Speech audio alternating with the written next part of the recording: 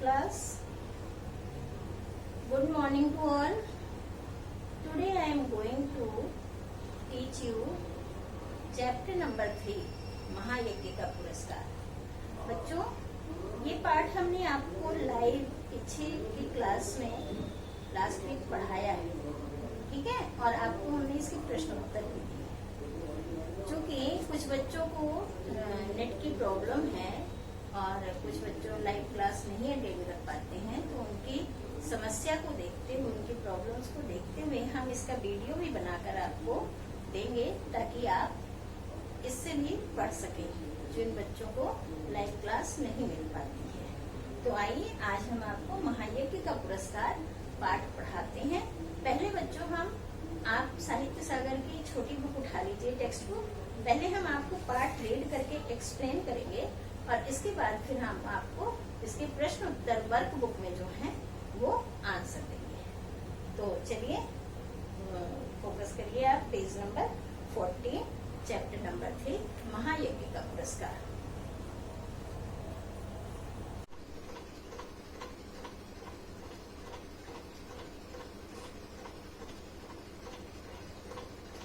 महायज्ञ का पुरस्कार। बच्चों, आप पाठ पर ध्यान दीजिए।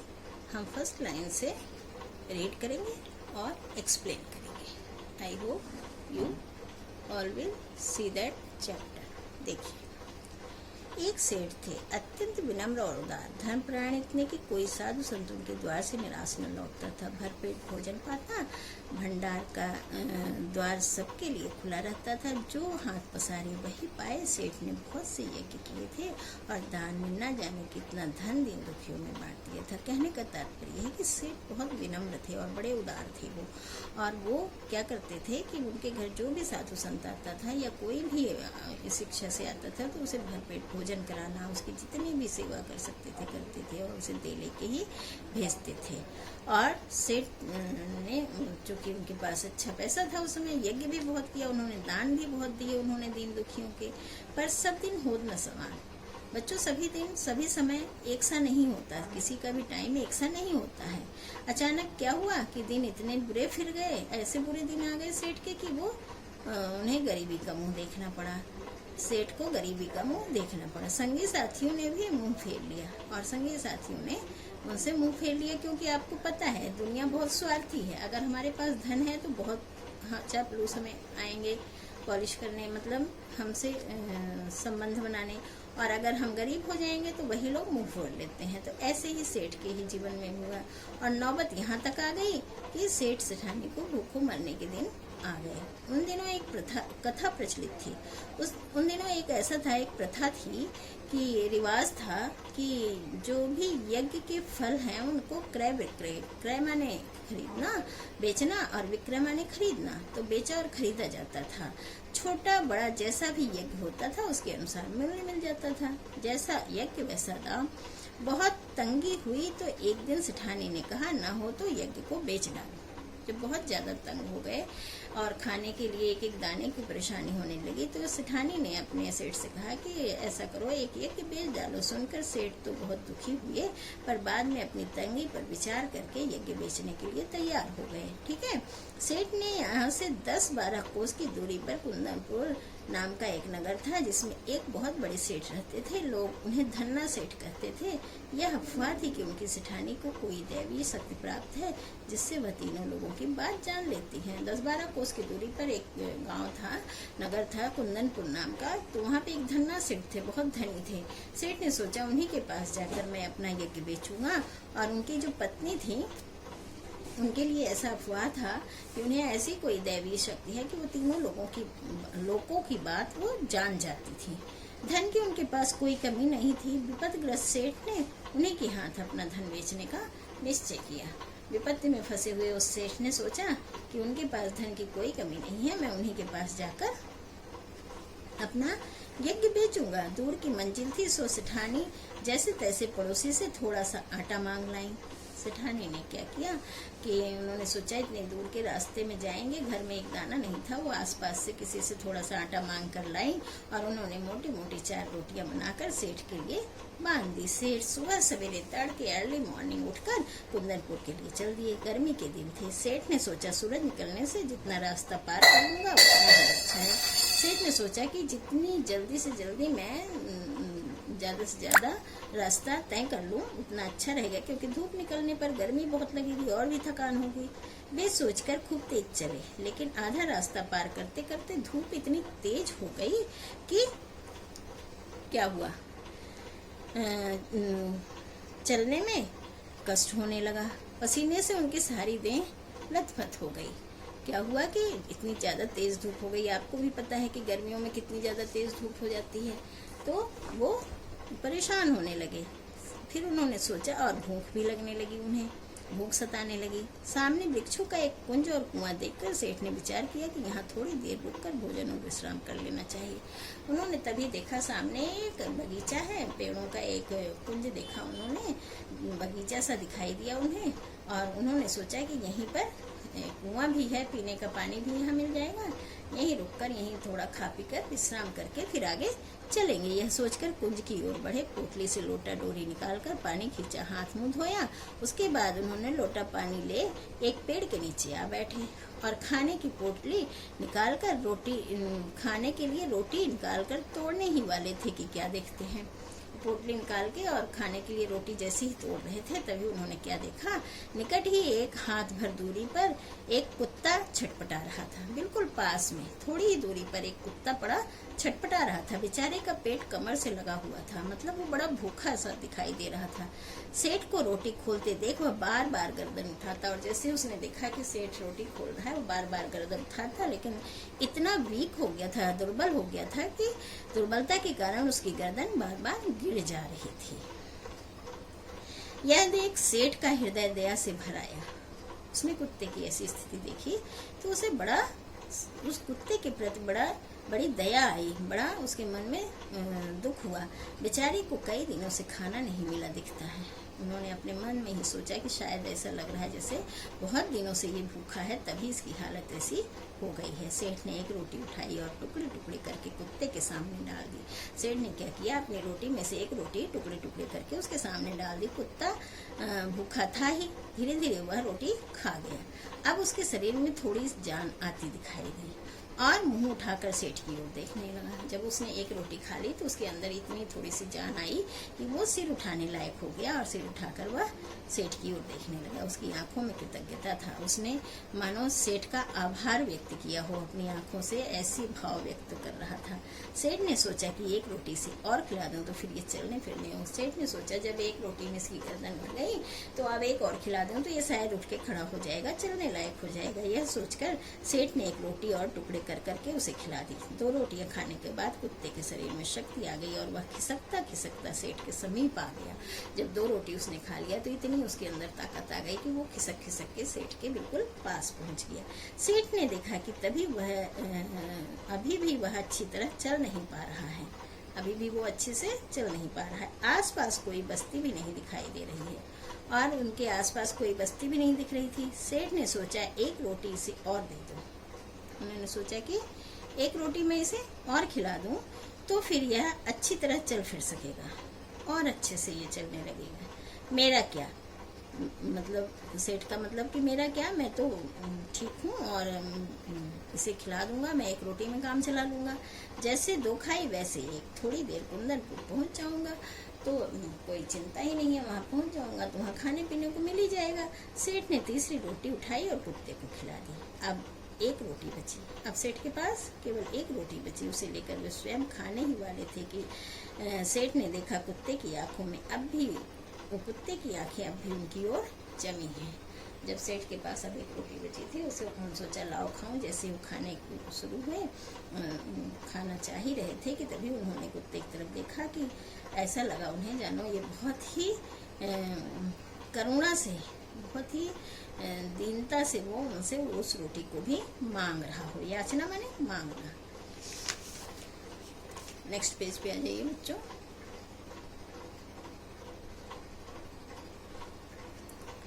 सहसा सेठ के मुंह से निकला। जब ऐसी निगाह उसके सेठ ने देखी तो उनके मुंह से निकला, हाय बेचारा ना जाने कितने दिनों से भूखा है, बेचारा पता नहीं कितने दिनों से भूखा है। उनके मन में आया, मेरा काम तो पानी से भी चल सकता है, इस बेचारे मूक और बेबस जीव को एक रोटी और मिल जाए तो फिर निश्चय ही उसमें इतनी ताकत आ जाएगी कि किसी बस्ती तक पहुंच सकेंगे। बहुत ही निर्बल हो गया था, बहुत ही वीक हो गया था, और ठीक है ये रोटी भी मैं उसे खिला देता हूँ तो शायद इतना चल लेगा कि आसपास जो बस्ती है वहाँ पहुँच जाएगा और फिर उसे रोटी मिल जाया करेगी। सेठ ने अधिक सोच विचार नहीं किया और अंतिम रोटी भी कुत्ते को खिला दी। स्वयं एक लोटा जल पीकर थोड़ा विश्राम करके अपना रास्ता पकड़ लिया। सेठ ने और विचार नहीं किया।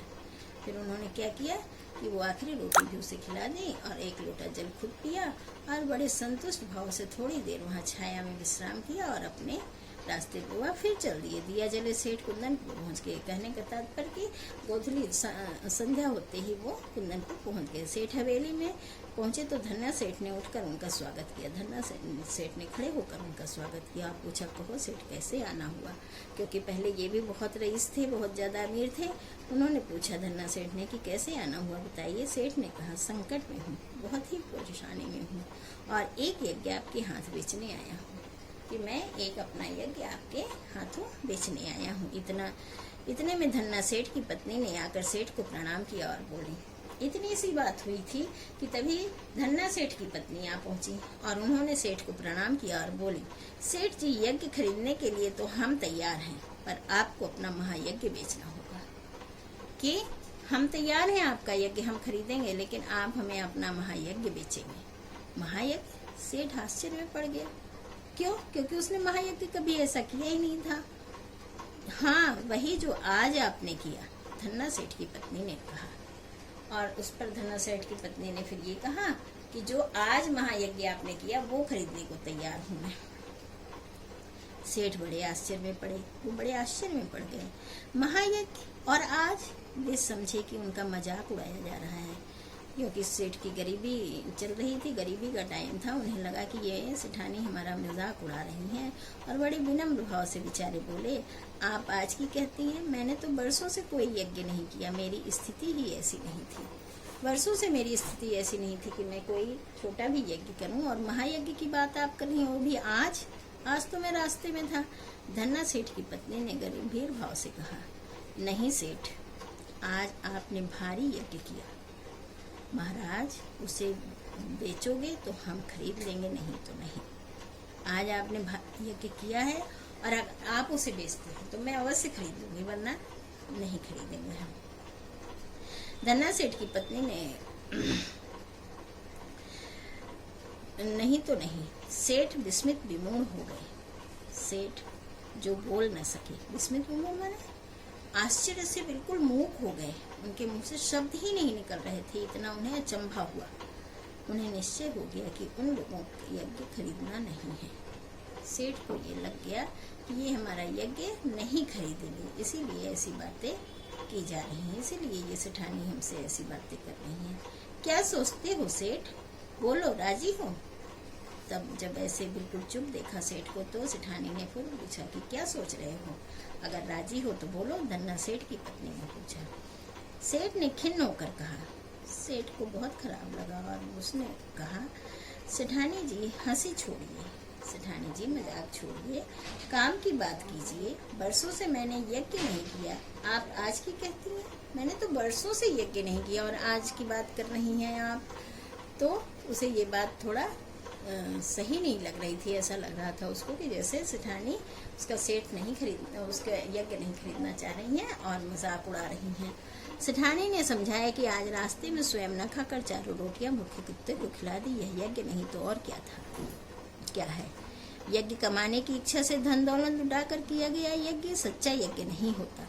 कहने का तात्पर्य है कि अगर आप यज्ञ कराने में समर्थ हैं और तब आप यज्ञ कराते हैं तो वो यज्ञ इतना पुण्यदायक नहीं होता है, इतना अच्छा नहीं माना जाता, जितना आप स्वयं कष्ट में रहकर कुछ त्याग करके तब आप कुछ अच्छा कार्य करते हैं वो माना जाता है। निस्वार्थ भाव से किया गया कर्म सच्चा यज्ञ महायज्ञ है। जो कार्य आप निस्वार्थ भाव से करते हैं, जो परोपकार आप निस्वार्थ भाव से करते हैं, वो सच्चा यज्ञ महायज्ञ माना है। क्या आप इसे बेचने के लिए तैयार हैं? सेठ मानो आसमान से गिरे। भूखे को अन्न देना सभी का कर्तव्य है, उसमें यज्ञ जैसी क्या बात है। तो सेठ ऐसे लगा जैसे आसमान से गिर गया हो और बोला, भूखे को अन्न देना ये हमारा कर्तव्य है। एक मनुष्य होने के नाते ये मानवता का धर्म है कि हम किसी भूखे का पेट भरें। इसमें यज्ञ जैसे मुझे कोई बात नहीं लग रही है। क्या विचार है सेठ जी, यह यज्ञ बेचना है कि नहीं? फिर सेठानी ने पूछा कि क्या विचार है, बताओ, यज्ञ बेचोगे या नहीं बेचोगे? सेठ ने कोई उत्तर नहीं दिया, चुपचाप अपनी पोटली उठाई और हवेली के बाहर चले आए। उन्हें मानवोचित कर्तव्य का मूल्य लेना उचित न लगा। सेठ को यह बहुत बुरी बात लगी और उन्होंने कुछ भी नहीं कहा, अपनी पोटली उठाई और उनकी हवेली से बाहर आ गए। क्योंकि सेठ को लगा कि एक जो मनुष्यता भरा मानव के लिए जो उचित कर्तव्य है वो किया गया है और उसके लिए हम मूल्य लें, ये उचित नहीं है। उसको हम बेचें, ये उचित नहीं है। ये तो सरासर मानवता का अपमान होगा। इसलिए वह उसकी हवेली से बाहर आ गए। कुंदनपुर की धर्मशाला के चबूतरे पर भूखे पेट जैसे तैसे रात बिताकर, कुंदनपुर में ही धर्मशाला के चबूतरे पर वो रात भर वहाँ पड़े रहे और जैसे तैसे उन्होंने रात बिताई। पाँव फटे वहाँ से चलकर अगले दिन शाम को सेठ अपने घर पहुँच गया और सुबह सवेरे ही वहाँ से वो पैदल चलते चलते और शाम को अपने घर आ पहुंचे। सेठानी बड़ी बड़ी आशाएं लगाई बैठी थी।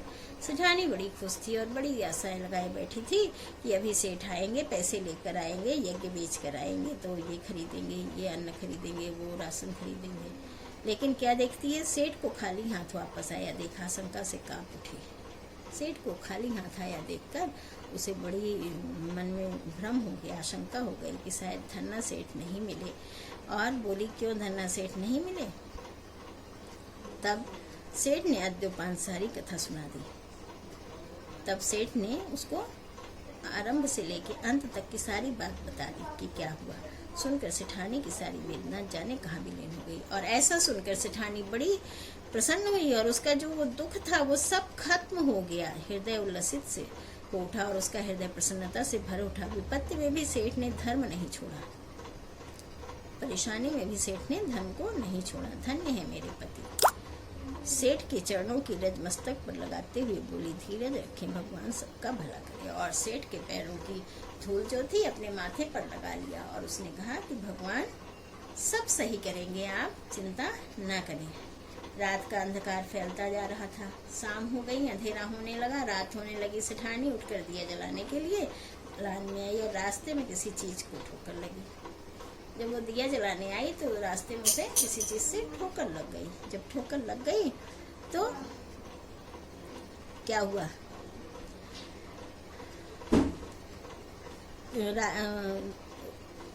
रास्ते में उसे किसी चीज से ठोकर लगी। गिरते गिरते बची और वह गिरने से बची। संभल कर आले तक पहुंची और दिया जलाकर नीचे की ओर निगाह डाली तो देखा कि दहलीज के सहारे एक पत्थर ऊंचा हो गया है। क्या देखती है कि एक पत्थर दहलीज के पास का ऊंचा हो गया है और उसके बीच बीच में एक लोहे का कुंदा निकल आया है। इसी कुंदे से उसको ठोकर लगी थी। शाम तक वहाँ पत्थर बिल्कुल उठा भी नहीं था। अब यह अकस्मात कैसे उठ गया? सेठानी भौचक्की से खड़ी रह गई। शाम तक ऐसा कुछ भी नहीं था, वहाँ पे बिल्कुल प्लेन था और अचानक ऐसे कैसे हो गया? वो अचंभी सी भौचक्की सी खड़ी रह गई। फिर सेठ को बुलाकर बोली, देखो यह पत्थर यहाँ कैसे उठाया? सेठ भी अचरज में पड़ गए। दिए की टिमटिमाती रोशनी में उन्होंने ध्यान पूर्वक देखा तो क्या देखा उन्होंने?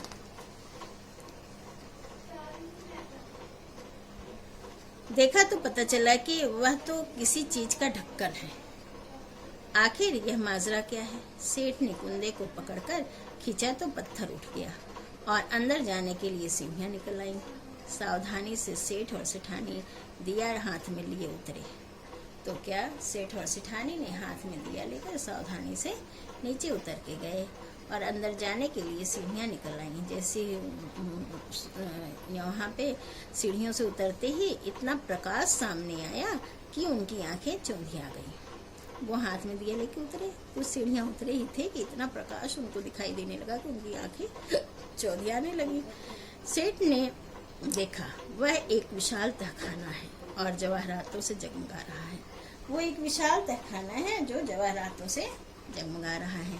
देव की इस माया का रहस्य उसकी समझ में नहीं आया। दोनों निस्तब्ध खड़े थे।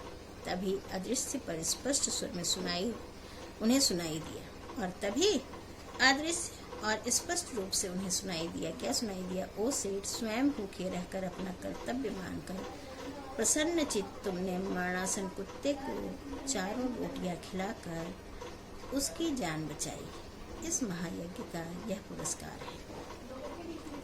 सेठ और सिठानी इस दिव्य वाणी को सुनकर कृतकृत्य हो गए।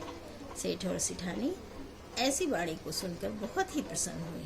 मतलब जो उन्होंने उस मरणासन कुत्ते को रोटियां खिलाई थी और खुद नहीं खाया था, उन्होंने अपना भोजन त्यागा, खुद भूखे रहे, खुद उन्होंने मन से थोड़ा कष्ट उठाया दूसरे का भला करने के लिए, तो वो महायज्ञ के बराबर हो गया।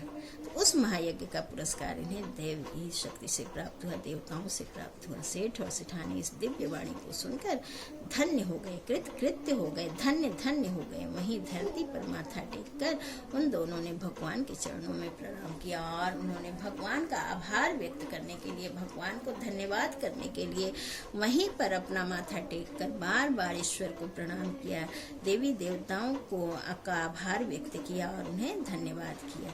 यह पाठ आपका यहाँ पर समाप्त होता है। हेलो स्टूडेंट्स, तो हमने आपको पाठ नंबर 3 पढ़ा दिया टेक्स्ट बुक में। अब हम लोग क्या करेंगे कि क्वेश्चन आंसर करेंगे। आप अपने साहित्य सागर को ले लीजिए। साहित्य सागर में पेज नंबर साहित्य सागर का जो आपका वर्कबुक है आप उसे ले लीजिए। उसमें पेज नंबर 32 खोल लीजिए और 32 पर प्रश्न नंबर 1 देखिए। सभी बच्चे प्रश्न नंबर 1 पे फोकस करेंगे और इसमें प्रश्न है, सेठ के चरित्र की क्या विशेषताएं थी। ये लाइन बच्चों एक अवतरण दिया जाता है, एक सेंटेंस दिया जाता है कि इसी के बेस पे हमको आंसर प्रेजेंट करने होते हैं जो 4 पार्ट होते हैं। ठीक है, तो फर्स्ट क्वेश्चन है, सेठ के चरित्र की क्या विशेषताएं थी। तो आप इसमें से प्रश्न में से लेंगे सेठ और क्या लिखेंगे, धार्मिक प्रवृत्ति के व्यक्ति थे, विनम्रता, उदारता, कर्तव्य परायणता, धर्म परायणता, स्वाभिमानी, दानी आदि प्रवृत्ति सेठ की चारित्रिक, चापिया का डंडा भी होगा, चारित्रिक विशेषताएं थी। ठीक है, ये आंसर फर्स्ट हो गया आपका। अब सेकेंड आंसर है आपका, संगी साथियों ने भी मुंह फेर लिया। पंक्ति द्वारा समाज की किस दुर्बलता की ओर संकेत किया गया है। तो आप इसका उत्तर देंगे। पहले तो आप ये लाइन लिख लेंगे। इस पंक्ति द्वारा, इस पंक्ति से, ये लाइन लिखने के बाद आप लिखेंगे, इस पंक्ति से समाज की हृदयहीनता का पता चलता है। समाज की हृदयहीनता का पता चलता है, अर्थात समाज मतलब का व्यवहार रखने वाला है, अर्थात हर मनुष्य अपना स्वार्थ सिद्ध करने के लिए ही दूसरों से मतलब रखता है, इसलिए बुरे समय में सब मुंह फेर लेते हैं। ये हकीकत है। अब आप नेक्स्ट पेज पे आ जाएंगे। नेक्स्ट पेज पे देखिए आप थर्ड पार्ट। इस क्वेश्चन का फर्स्ट प्रश्न का थर्ड पार्ट देखेंगे सभी बच्चे। उन दिनों क्या प्रथा प्रचलित थी। तो बच्चों फिर सेकंड पार्ट इसका है, सेठानी ने सेठ को क्या सलाह दी। तो हम पहले इसी लाइन को उतारेंगे, क्या की जगह पे एक लिख देंगे बस। उन दिनों एक प्रथा प्रचलित थी। ठीक है, यज्ञों को नहीं आएगा बच्चों, यहाँ के आएगा। यज्ञों के फल का क्रय विक्रय हुआ करता था। ठीक है, छोटा बड़ा जैसा यज्ञ होता उनके अनुसार मूल्य मिल जाता।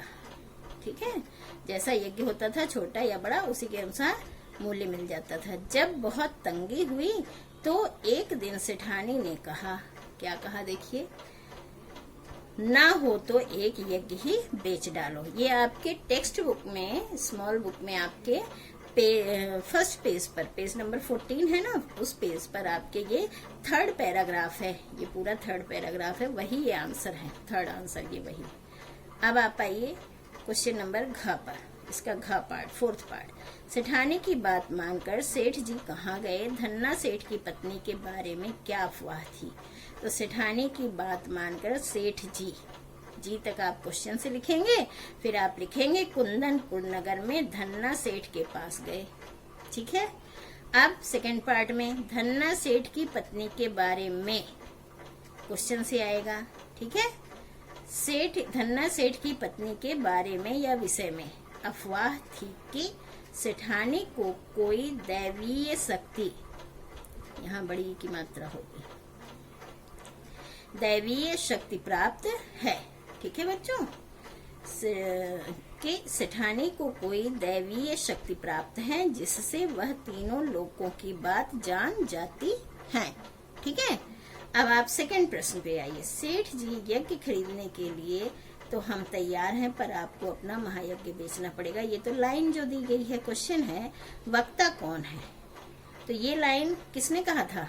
धन्या सेठ की पत्नी ने कहा था। तो आप लिखेंगे वक्ता, वक्ता यहाँ आ जाएगा। वक्ता धन्ना सेठ की पत्नी है। इसमें यहाँ पे अंडरलाइन कर दिया, मीन्स इसके साथ जोड़ना है। जब आप एग्जाम में प्रेजेंट करते हैं, यहाँ पे इन्होंने स्पेस की वजह से कि शायद आंसर बड़ा हो इसलिए ऐसा नहीं लिखा, लेकिन ये वक्ता यहाँ जोड़ना है। वक्ता धन्ना सेठ की पत्नी है। सेठ को ऐसा इसलिए लगा क्योंकि बहुत दिनों से गरीबी के कारण उन्होंने कोई छोटा यज्ञ भी नहीं किया। फिर आज तो वो सुबह से यात्रा में थे, फिर कैसे यह संभव हो सकता है? तो आज तो वो रास्ते में थे, अपने यहाँ से चलकर कुंदनपुर आने के लिए वो सुबह ही सवेरे चल पड़े थे, तो आज तो ये संभव हो ही नहीं सकता। तो ये इसका आपका का पार्ट हो गया सेकंड का। अब आप आ जाइए नेक्स्ट क्वेश्चन पे बच्चों। क्वेश्चन नंबर सेकंड का सेकंड पार्ट देखिए आप। सेठानी के अनुसार सेठ जी ने कौन सा महायज्ञ किया था? तो सेठानी के अनुसार सेठ जी ने स्वयं भूखा रहकर भूखे कुत्ते को रोटियां खिलाने का महायज्ञ किया था। सेठानी के अनुसार सेठ जी का स्वयं भूखा रहकर कुत्ते को रोटियां खिलाना महायज्ञ है। ठीक है, ये इतना क्वेश्चन से हो जाएगा, फिर आगे आप इसे जोड़ देंगे। सेठानी की बात सुनकर यज्ञ बेचने आए सेठ जी की क्या प्रतिक्रिया हुई? सेठ मानो आसमान से गिरे। ठीक है। भूखे को अन्न देना सभी का कर्तव्य है। सेठ के अनुसार सभी का ये कर्तव्य है। यहाँ आधा हुआ होगा। ठीक है। सेठ सभी का कर्तव्य है। इसमें यज्ञ जैसी क्या बात है? सेठ ने चुपचाप पोटली उठाई। प्रतिक्रिया भी पूछा है ना, अब ये प्रतिक्रिया आ गई। सेठ ने चुपचाप पोटली उठाई और हवेली से बाहर चले आए। उन्हें मानोचित कर्तव्य का मूल्य लेना उचित न लगा। ठीक है बच्चों। अब इन्होंने कहा यज्ञ बेचने आए सेठ के चरित्र की विशेषताएं बताइए। तो आपने फर्स्ट क्वेश्चन का ये जो फर्स्ट पार्ट है, ये वाला पार्ट, यही सेम इसका फोर्थ का आंसर है। सेकंड के फोर्थ का आंसर कौन सा होगा? जो फर्स्ट के फर्स्ट का आंसर है, इसलिए लिखा है सेम एज फर्स्ट आंसर का पार्ट। ठीक है, फर्स्ट आंसर का पार्ट। अब आप आ जाइए थर्ड क्वेश्चन पे। थर्ड क्वेश्चन का बच्चों फर्स्ट पार्ट हम देखेंगे पहले। थर्ड क्वेश्चन है सेठ जी को खाली हाथ वापस आते देख सेठानी की क्या प्रतिक्रिया हुई और क्यों? तो इसमें आप देख सकते हैं सेठ जी को खाली हाथ वापस आते देख सेठानी इस आशंका से देख कर सेठानी तक आप प्रश्न से लिखेंगे। ये इतना भाग आपका प्रश्न का आएगा। फिर आप लिखेंगे कांप उठी और बोली क्यों धन्ना सेठ नहीं मिले? उसे लगा शायद धन्ना सेठ से मुलाकात नहीं हो पाई, इसलिए वापस आ गए। क्योंकि सेठानी ने सेठ को धन्ना सेठ के पास बड़ी उम्मीद के साथ यज्ञ बेचने के लिए भेजा था। सेठानी को बड़ा उम्मीद था कि धन्ना सेठ अवश्य ही खरीद लेंगे, क्योंकि वो इसके क्रय विक्रय का काम, खरीदने बेचने का काम करते थे। और उन्हें खाली हाथ वापस देखकर बड़ी निराश हुई। ठीक है, ये आपका आंसर क हो गया। अब आप आंसर ख पे आएंगे। सेठ ने आद्योपान जो कथा सुनाई उसे अपने शब्दों में लिखिए। तो बच्चों ये आप अपने शब्दों में लिखेंगे। सेठानी द्वारा सेठ को खाली हाथ देखे जाने पर सेठ ने कहा कि वही शुरू से जैसे वो गए थे, वहां पहुंचे तो पत्नी ने कहा कि आप अपना यज्ञ लेने के लिए तैयार है, लेकिन जो आपने आज महायज्ञ किया है वो बेचिए। वो सारी बात जो थी वो आप अपने शब्दों में लिख लेंगे, आप यहाँ से देख सकते हैं। तब सेठ यह सुनकर आश्चर्य में रह गए, क्योंकि उनके ऊपर लिखा हुआ है बच्चों, ये देखिए ऊपर यहाँ पर, क्योंकि यहाँ पे स्पेस नहीं है ना, तो नजर में उन्होंने महायज्ञ नहीं किया था। तब धन्ना सेठ की पत्नी ने कहा कि आज रास्ते में आते समय स्वयं भूखे रहकर आपने एक कुत्ते को अपनी सारी रोटियां खिला दी, यह महायज्ञ नहीं तो और क्या है। तब सेठ ने कहा कि यह महायज्ञ नहीं है, भूखे को रोटी देना या भूखे का अन्न देना तो हम सभी का कर्तव्य है, एक मनुष्य का कर्तव्य है, ये कोई महायज्ञ नहीं है, ऐसा उन्होंने कहा। तो ये सारी बात उन्होंने, ये कहानी उन्हें सुना दी सेठानी को, अपनी पत्नी को। फिर गा पे हम आते हैं, गा पे आ जाइए सभी बच्चे। देखिए, सेठ जी की बात सुनकर सेठानी समस्त वेदना क्यों विलीन हो गई। तो पहले तो आप यहाँ तक लिखेंगे, क्यों हटा देंगे, क्यों लास्ट में आएगा विलीन हो गई तक। क्योंकि विपत्ति में भी सेठ ने धर्म नहीं छोड़ा, धन्य है मेरे प्रति। सेठानी ने सोचा कि इतनी बड़ी विपत्ति में मेरे पति ने अपना धर्म का मार्ग, सत्य का मार्ग नहीं छोड़ा, तो उसे अपने पति के प्रति बड़ा गर्व हुआ कि धन्य है हमारे पति, जो इतनी विपत्ति में भी वो विचलित नहीं हुए। अब आप नेक्स्ट पेज पे आ जाएंगे। आंसर नंबर 3 का लास्ट पार्ट, महायज्ञ पुरस्कार कहानी के द्वारा लेखक क्या संदेश देता है। बच्चों ये आंसर आपका पेज नंबर 30 पर आप आ जाइए। ये आपका पेज नंबर 30 है इसी बुक में, देख रहे हैं आप, देख सकते हैं पेज नंबर 30। यहाँ पे हेडिंग पड़ा हुआ है कहानी का संदेश, और यही आपका थर्ड क्वेश्चन का घ पार्ट है। ठीक है, तो ये आपके प्रश्न उत्तर हो गए, और हम उम्मीद करते हैं कि सभी बच्चों को अच्छे से समझ में आ गया है और सभी बच्चे अपना वर्क पूरा कर लेंगे। ऑलरेडी ये पाठ और ये प्रश्न उत्तर सारे हमने लाइव भी कराए हैं, लेकिन हम आपको वीडियो में भी दे रहे हैं। जो बच्चे लाइव से वंचित रह गए थे वो इसका अच्छे से फायदा उठा सकते हैं और अच्छे से पढ़ाई। लाइव वाले बच्चे भी जिन्हें नहीं समझ में आया था, जो भूल गए हैं, जो देखना चाहते हैं वो देखें और इसका पूरा उपयोग करें। धन्यवाद।